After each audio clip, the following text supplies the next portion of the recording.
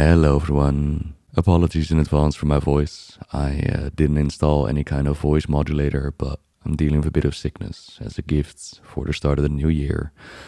We'll have to deal with it, because I do want to give you a video on the Monday. Today's topic is going to be about the story of Warcraft, what we had in the past, what we're dealing with right now, and where it might go in the future. The expansion, The War Within, is chapter 1 of the World Soul Saga, a story that's going to be told over the course of 3 expansions in total. And one of the most frequently asked questions is, where's the story of Warcraft going? Not just what will the story of the upcoming expansions be about, but once all is said and done, once the World Soul Saga is over, then what? And it's a really good question. When looking back at the history that we know of the story of Warcraft, it originates from Warcraft 1. The Dark Portal opening up, Azeroth invaded by the Orcish horde for the first time, the War of Warcraft that followed in a world that was so much smaller than it is today. In the Age of Chaos, 2 factions battled for dominance. The Kingdom of Azeroth was a prosperous one. But over time, the world got expanded, stories evolved, more motivation and background was given. Once upon a time, you could trace back any story in Warcraft to one of 3 sources. It either originated from the Burning Legion, or from the Old Gods, or from the Titans. As the years moved on, games and expansions followed, and we've gone deep into these subjects, battled our way through their underlings and mightiest champions until taking on the source itself. Sargeras has been defeated and imprisoned at the seat of the Pantheon, and so the Burning Legion has been vanquished. Archimonde and Gul'dan have been slain, and Argus has been liberated. Could they potentially reform the Burning Legion? Sure enough, Sargeras and the demons are still out there, and nothing truly ever stays dead in Warcraft, but for now, that story seems to be done. Or at the very least, we've gone deep into that subject that is the Burning Legion. Your crusade is over! The Old Gods ruled Azeroth for a bit with the Black Empire, but then they were defeated by the Titans and their armies. Imprisoned within subterranean prisons, as completely destroying them would cause too much damage to the world and the soul within. Locked away, they would still cause a whole bunch of trouble, like infecting the Emerald Dream with the Emerald Nightmare, or infecting the Titan forces with the Curse of Flesh. That action would eventually lead to their downfall, as the evolved races, under the influence of this curse, would unite with others and find a way to overcome the old god threats. C'Thun, Yogg-Saron, the heart of Y'Shaarj, and the old god N'Zoth. It's all been blasted off the planet. They are dead, but their blood is still playing a part in the story, not to mention a Xal'atath, who seemingly plays for Team Void, although her true allegiance are still up for debate. The radiant visions you spoke of are the very same my people had, before our world was consumed by the Void Lord Dimensius. What? You don't think... Could Xal'atath be seeking that same fate for Azeroth? And then there are the Titans. We haven't done much directly with the Titans yet, which is not surprising considering that they were captured by Sargeras. The tail end of Legion saw us liberate them, and then take up arms to fight the good fight. Empowered by the creators, we took on Argus and managed to imprison Sargeras. That's where we left them, at the seat of the Pantheon. And now we're going to dive deeper into their actions. What have the Titans actually been doing since the dawn of civilization? What is the real purpose of all of their cute little installations slammed into the side of the planet? Do we know everything we need to know about their real intentions for our world? Drawing from those pools, and also a lot from Warcraft 3, meant that eventually the well was going to run dry, and newer ideas had to come to the forefront. One day, we're gonna get a Warcraft 4. I'm never gonna give up hope, but other options for now was diving deeper into the cosmology of Warcraft. The chart that we got with the Warcraft Chronicles that describes forces like light and shadow, disorder and order, death and life. It added a layer to the existing lore, which places forces like the Old Gods in the Shadow domain, from which we learned that the Old Gods were shut out by the so-called Void Lords to manifest in the physical domain. And now, yes, we have dealt with the Old Gods on Azeroth, but not only are there more Old Gods on different worlds out there somewhere, not only are there still powerful agents pushing their agendas, there's also a source behind the source, in this case, the Void Lords. The Naaru are powerful agents of the domain of light, but do they have a source behind them? The domain of life has been teased at a bit with the idea that the borders of the Emerald Dream are lined with the true chaotic domain of life, that the dream is only that which the Titans got their hands on, and beyond it is the true domain, potentially a domain for the goddess Elune and others. Order would be the domain of the Titans, with a suggested Titan homeworld, but what is the source of order? The source behind the Titans? A similar question for the domain of disorder. We know that the Twisting Nether is a big part of their realm, and demonic forces ally with this part of the chart, but is there an overarching source behind all of them? And then, of course, there is the domain of death, which got a whole expansion to itself, the Shadowlands. Not only did we learn the intricate details as to how the afterlife works in the Warcraft universe, we also learned about the jailer and how he's been manipulating things behind the scenes. And we learned about the First Ones and their so-called purpose. Patterns woven into the fabric of reality, mortal lives manipulated and then judged in the afterlife. Shadowlands is like the final chapter of one book of the Warcraft Saga, and our team is already hard at work on the next stories to come. Can't talk about them quite yet, but when the time is right, we're going to be really excited to share them with you. The Shadowlands was not well received, to put it lightly. Not just because of the story, but also in a big part due to the game mechanics. Looking beyond the jailer and the decisions made for characters like Sylvanas or Tyrande, we can see that in the background, they were once again trying to build up something as an added layer to the lore. Where once we had these forces in the universe, we now have a more detailed cosmology chart with forces behind the forces. Where once we had an origin story for the Warcraft universe involving the Big Bang or created by a single entity, we now have the addition of the First Ones. We don't know which origin version is true, as it's been written off as coming from a point of view, but the idea behind it still stands. Entities known as the First Ones, they gave up a portion of their power to form the Warcraft universe, and in the cosmos there must be balance, even though strife is in their nature. These forces will always try to overtake one another and claim dominance, but that must never be allowed, or it would all come down.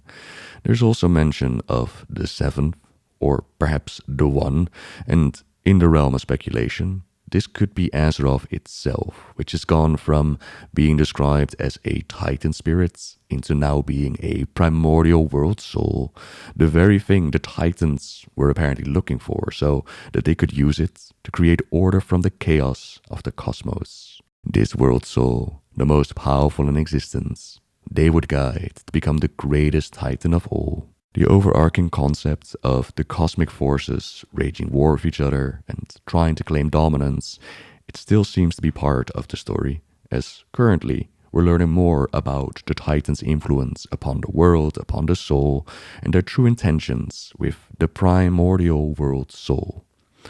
Meanwhile, we're fighting against Xal'atath, who seems to have set her eyes on that soul as well. And Azeroth, at last, awakens. The world soul, so long denied me, shall be mine. This is of course going at face value. For all we know, her intentions are more about giving Azeroth freedom, but at the same time, she is going around with the dark heart, devouring cities, eating up people, she doesn't seem to care a whole lot about us, but then the same can also be said about the Titans. Now the reason why I looked back is because there are certain parallels that we can draw to the story right now and the story that we've had before. Azeroth's voice becoming louder, following her speaker, crying out for aid. The sword was left behind with a reason.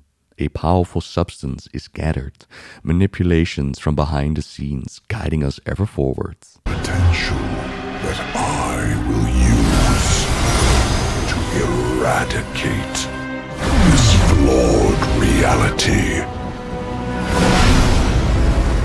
Death claims the soul of your world.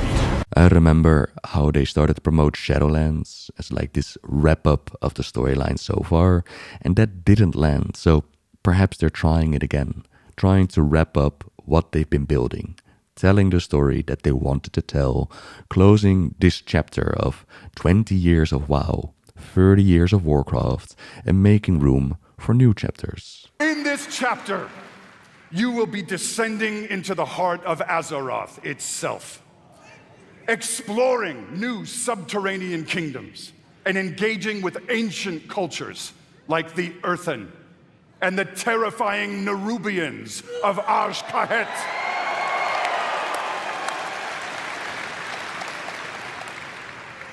But as the forces of darkness close in around our precious World Soul, that's you, will be called to do what you always do, which is dispense indiscriminate justice upon all those who got it coming. The second part of the World Soul Saga is called World of Warcraft Midnight.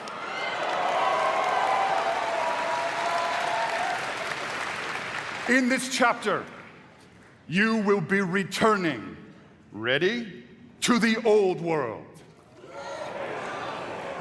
to the fabled lands of Quel'Thalas.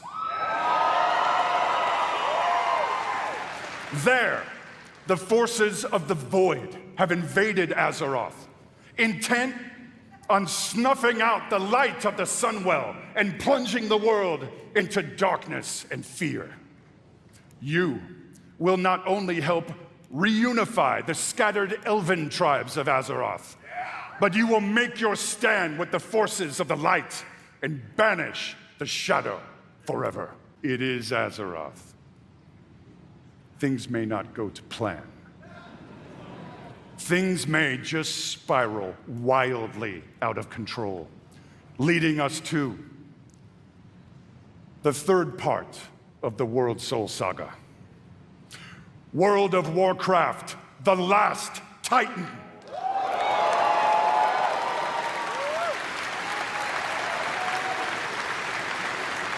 In this chapter, you will again be returning to the old world, this time to the wintry lands of Northrend. And there, at Ulduar, you will bear witness to the return of the Titans to Azeroth. And there, you will uncover a vast conspiracy, one that stretches throughout the history of the world, one that will challenge everything you think you know about the Titans, their intentions, and the true nature of Azeroth itself. Make our stand with the forces of the light and banish the shadow forever. But things may not go to plan. We'll see the Titans make a return in Expansion 3. Are we going to stand against them for the sake of Azeroth, potentially the last Titan mentioned in the expansion? Or will we fall in line and have to fight the primordial World Soul herself? And then what?